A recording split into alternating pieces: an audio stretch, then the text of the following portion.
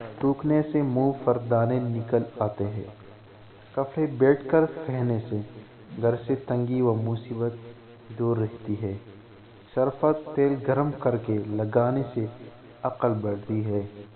دھوپ میں بیٹھ کر گنا کھانے سے جسم میں طاقت آتی ہے۔ جو لوگ اپنی بیٹیوں کو گالی دیتے ہیں ان کا رزق تنگ کر دیا جاتا ہے۔ اگر نزلہ زکام جان نہ چھوڑ رہا ہو تو ہری پیاز کی خوشبو سونگھیں۔ 2-3 بار ایسا کرنے سے نزلہ زکام ختم ہو جاتا ہے۔ اگر ٹی بی کا مسئلہ ہو تو روزانہ آدھ پاؤ اونٹنی کا دودھ گرم کر کے پیتے رہیں۔ کچھ دنوں کے استعمال سے ٹی بی ختم ہو جائے گی۔ اگر پیٹ میں مروڑ اٹھ رہی ہو تو ایک چٹنی کالا نمک ادرک پر لگا کر چاٹنے سے پیٹ کی مروڑ ختم ہو جاتی ہے۔ جن عورتوں میں دودھ کی کمی کا مسئلہ ہو نہار مرغ والا شربت پی لیا کریں، دودھ بڑھنا شروع ہو جائے گا۔ دوپہر کے کھانے کے بعد قیلولہ کرنے سے جلدی بڑھاپا نہیں آتا ہے۔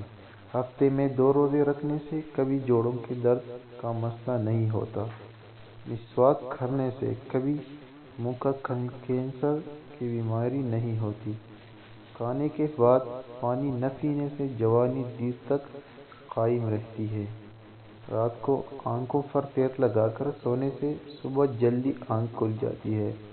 کھانا کھانے سے پہلے کوئی بھی ایک پھل کھانے سے زندگی بھر جسم میں کمزوری نہیں ہوتی۔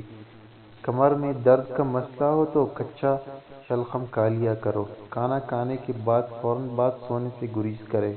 دوا کھانے کے فوراً بعد نہ لیٹیں، اس سے دوا اثر نہیں کرتی۔ سوتے وقت بستر کو اچھی طرح جھاڑ لینے سے برے خواب نہیں آتے۔ روٹی کھاتے وقت کھانے کا پہلا نوالا کتے کو ڈالنے سے کبھی رزق میں تنگی نہیں آتی۔ بیٹھ کر کھانے پینے سے عقل بڑھتی ہے۔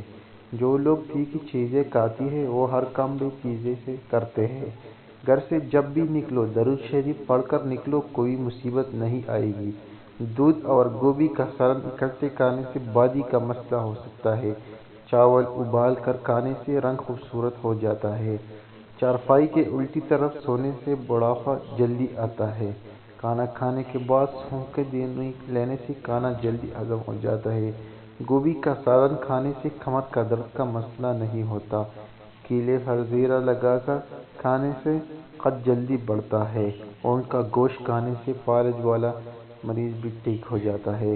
حلوہ ابال کر کھانے سے موٹاپا ہوتا ہے۔ کھانا کھانے کے فوری بعد نہانے سے گریز کریں۔ کھانا کھانے کے بعد سگریٹ نوشی سے گریز کریں۔ کھانا کھانے کے فوری بعد پھل کھانے سے گریز کریں۔ شکریہ۔